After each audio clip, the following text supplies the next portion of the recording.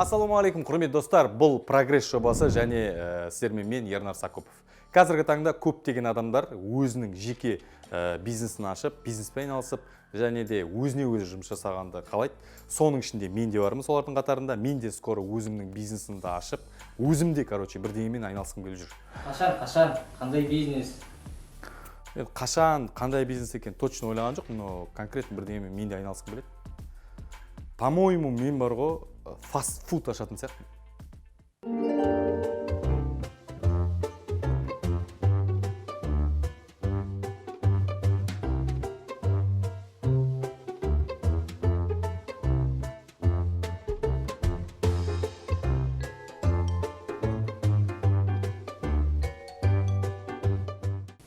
Фаст-фуд? Айтқаныңа бір жыл үстінде өтті ғой. Или бар ғой, или шиномонтаж.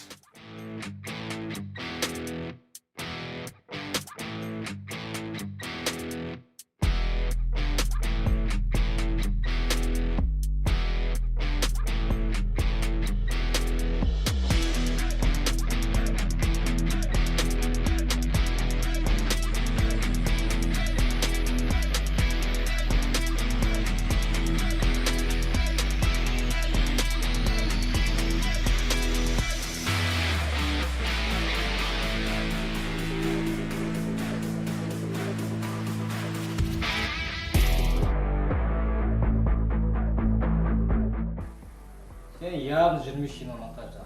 Қолыңа лас, балшық, май болды. Бүйтем. Өзім продавец болам ішінде и бутик ашам.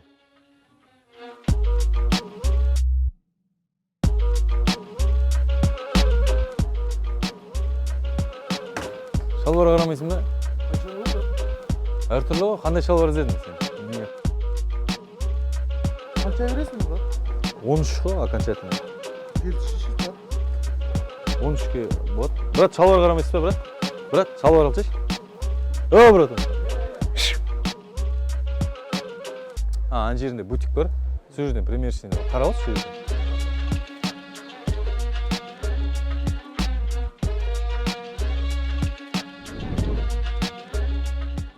Бірақ кез келген адам іс жүзіне келгенде рисковать етуге қорқады. Біздің жобаның ең басты ерекшелігі, біз тек қана сіздерге теориялық ақпарат бермейміз. Сонымен қатар кез келген адам нөлден бастап бизнесін қалай табысқа жеткенін тәжірибе жүзінде дәлелдейтін боламыз. Қазіргі таңда бизнес бастайын деген адамдарға көптеген курстар, сабақтар бар. Соның біріне қазір сіздермен бірге баратын боламыз. Кеттік. Камераның өзің аласың ғой да? Петичік менде тұр.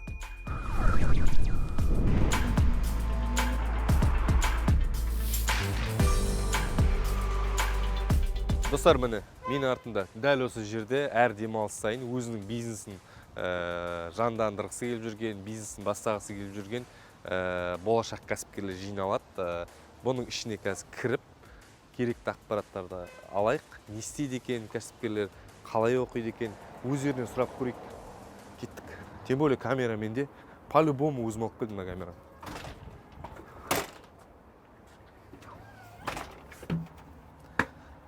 Есігін ауыстыру керек екен ана жерінде.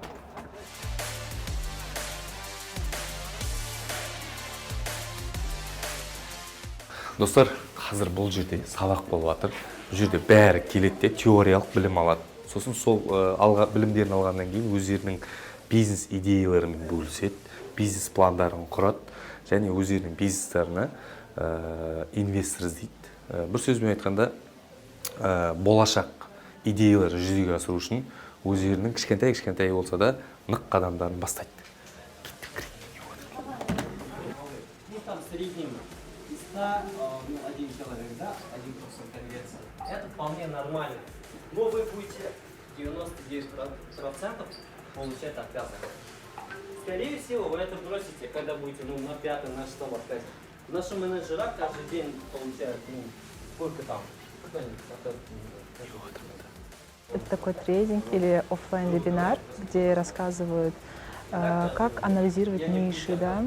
Для начинающих бизнесменов, например, полезной информации говорят. Что дальше у нас? Вы уже были в таких местах? Инструменты, Нет, да? первый раз получать и так далее. Что он сделал? Вот на таких мероприятиях он тоже побывал. Следующие мероприятия, они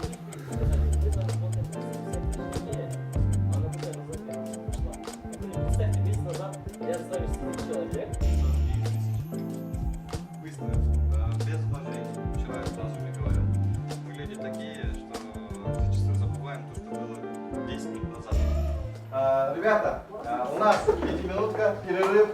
Так, у вас есть возможность попить кофе, чай, печенье. Кто хочет покурить, покурите. Давайте, все, встаем. Пошли, отдыхать.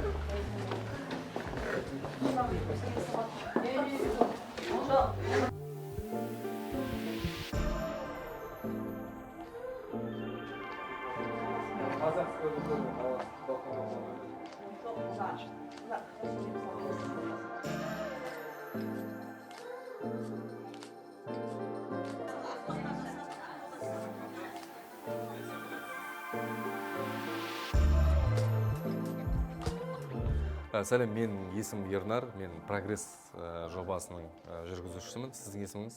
Менің есімім Жұлдыз. Очень приятно. Сізде қандай не бизнес? Я пришла с идеей, хочу открыть мебельную нишу, мебельную компанию. Хорошо. Неше күн оқыдыңыз мұнда? Сегодня мой второй день оффлайн концентратор. Вообще 3 күн оқу керек. Вообще 3 күн, я. Сегодня второй И день. чё, как? Мне все Интересно, нравится. хорошо. Подача информации, да, потому что они готовы ответить на все любые вопросы. Вот мы сейчас сидим, задаем вопросы, они все конкретно отвечают. Ертең уже 3 күн оқисың. Ертең 3 күн. Арғын выпускной ма сосын? А потом, ну, можно так сказать, да.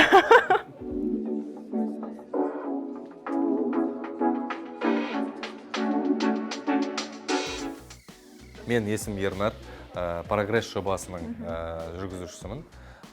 Сіз мына жерде қандай бизнеспен, қандай бизнес жоспармен келдіңіз осы жерге? Менің есімім Ису. Бизнесім кірпікпен. Салон красоты. Ашайын деп едіңіз ба? Иә. Неге именно кірпік жабыстыру, басқа, неге осы бизнес?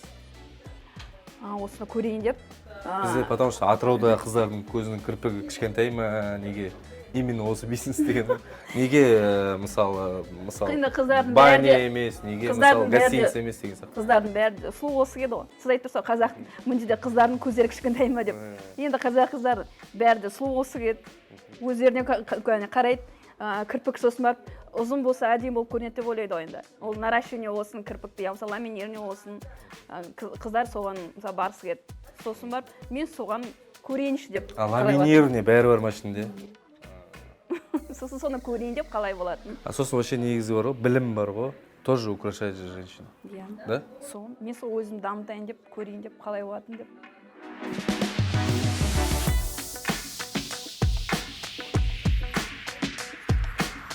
Менің атым Жұмагүл. Менің өзім бизнесім бар. Азық-түлік дүкені. Соны ары қарай дамытып, жаңағыдай оцифровка жасап, басқа қалай дамытуға болады, сол жақпен келдім. Сонымен қатар тағы да басқа нишаларды қарайын деп, басқа жаққа направление, басқа арна бойынша жұмыс жасағым келеді. Яғни өзіңіздің бизнесіңізді үлкейтесіз, расширение беріп отырсыз ба, әлде басқа бағытқа көшіп отырсыз ба бизнес бойынша? Екі жақта да қарастырып жатырмын. Жаңағыдай бизнесті расширить етіп, дамытып, ары қарай сосын басқа ниша. Хорошо, рахмет сізге. Сіздің бизнесіңізге тек қана алдағы уақытта даму, көркею тілейміз. Рахмет сізге.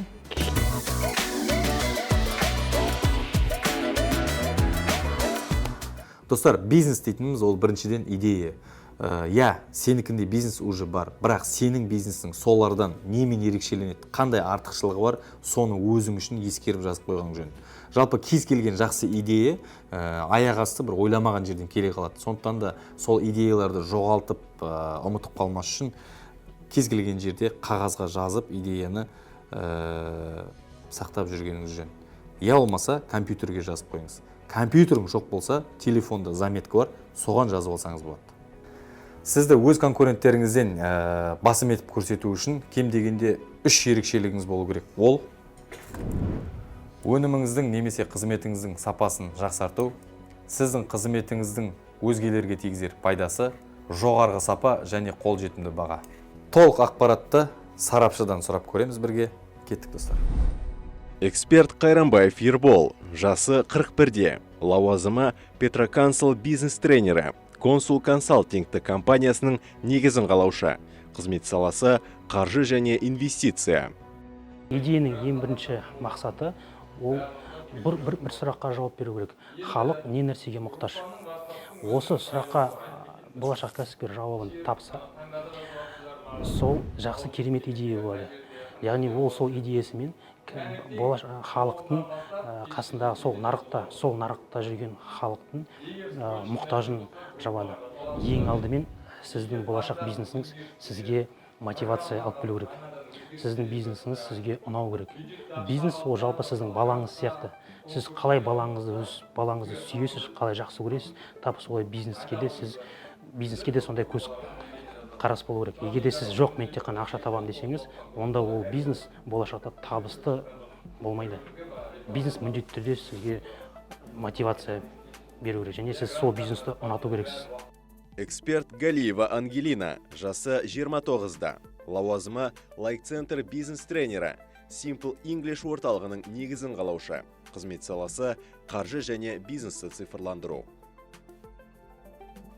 Мы говорим про то, как выбрать идею, да, чем на самом деле стартаперу, предпринимателю начать заниматься, то мы говорим, посмотрите, пожалуйста, на улице, да, или там, ну, что в городе уже продается, и что вы можете улучшить. Возьмите, сделайте то же самое, но намного лучше, с более качественным сервисом, товаром, услугами, чтобы клиенты знали, почему у вас нужно покупать.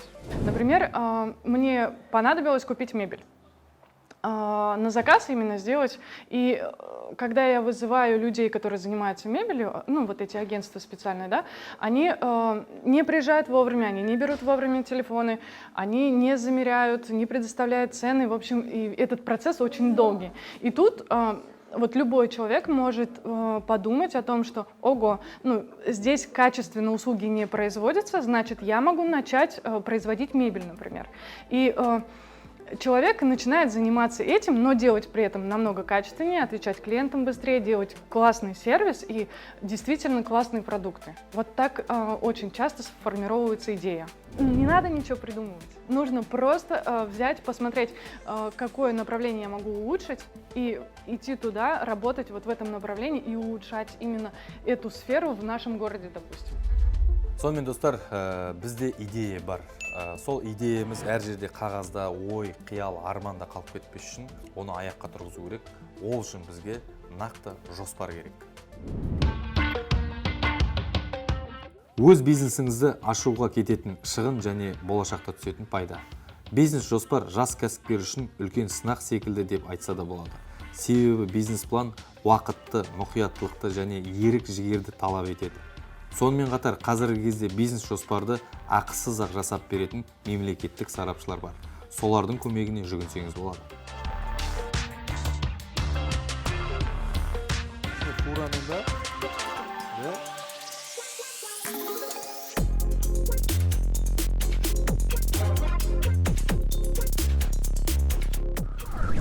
Бизнес-план жалпы не үшін керек? Мысалы бір пример, сіз дүкенге барғанда, сіздің қолыңызда не болады? Әрине список болады. Сіз спискпен дүкенге барасыз. Список сізге не үшін керек дүкенде? Сіз ең алдымен өз ақшаңызды және екінші сіз өз уақытыңызды үнемдейсіз. Спискпен тез өз шаруаларыңызды дүкенде бітіресіз. Бизнес-планда тап сондай. Ол сіз үшін бір список деп айтуға болады. Ол сіз үшін бір путеводитель деп айтуға болады. Бизнес сізді нақты қай жерге алып баратынын көрсетіп отырады. Бизнесте сіз өз өнім туралы ақпарат жазасыз.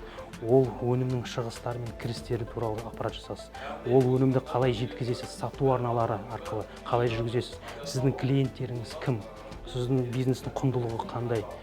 Осының бәрін, сіздің ресурстарыңыз қандай? Командаңыз бар ма, мамандарыңыз бар ма? Сол туралы толық ақпарат бизнес-планда жазылады.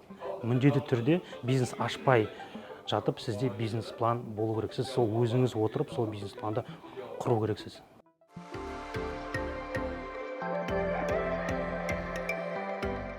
Достар, бүгінгі шығарылымда біз өз мақсатымызға жету үшін тағы да бір қадам алға жасадық. Келесі бағдарламада біз енді бизнесін, кәсібін іске алып қосып жатырған бизнесменмен таныстыратын боламыз. Ал сіздер біздің арнаға тіркеліп, комментарий жазып, подписка жазып, жан-жаққа рассылка жасауды ұмытпаңыздар достар.